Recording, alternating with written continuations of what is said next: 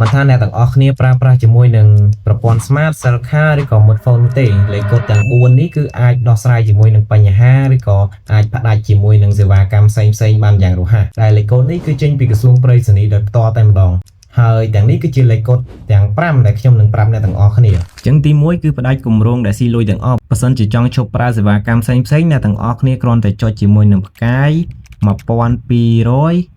នឹងត្រង់ជ្រូកហើយចុចបញ្ជូនហើយចំពោះលេខកូដទី2គឺពិនិត្យមើលទឹកប្រាក់ដើម្បីដឹងថាចំនួនទឹកប្រាក់នៅក្នុងប្រព័ន្ធឬក៏ក្រៅប្រព័ន្ធរបស់អ្នកមានចំនួនប៉ុន្មានសូមចុចផ្កាយ1201ត្រង់ជ្រូកបញ្ជូនហើយចំពោះលេខកូដទី3នោះគឺឆែកព័ត៌មាន SIM ចង់ដឹងថាលេខទូរស័ព្ទខ្លួននឹងភ្ជាប់ជាមួយនឹងអត្តសញ្ញាណប័ណ្ណអ្វីឬក៏លេខប៉ុន្មានអញ្ចឹងយើងអាចចុចផ្កាយ1202ត្រង់ជ្រូកបញ្ជូនហើយចំពោះលេខកូដទី4នោះគឺសម្រាប់បញ្ចូលទឹកប្រាក់គឺងាយគ្រាន់តែចុចជាមួយនឹងផ្កាយ1203ផ្កាយហើយអ្នកទាំងអស់គ្នាធ្វើការវាយជាមួយនឹងលេខកូដកាតដែលអ្នកទាំងអស់គ្នាបានទិញរួចចុចត្រង់ជ្រូកធ្វើការបញ្ជូន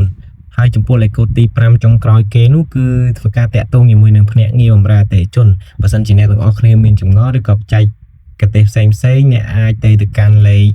1204បានដើម្បីជជែកជាមួយនឹងបុគ្គលិកដោយផ្ទាល់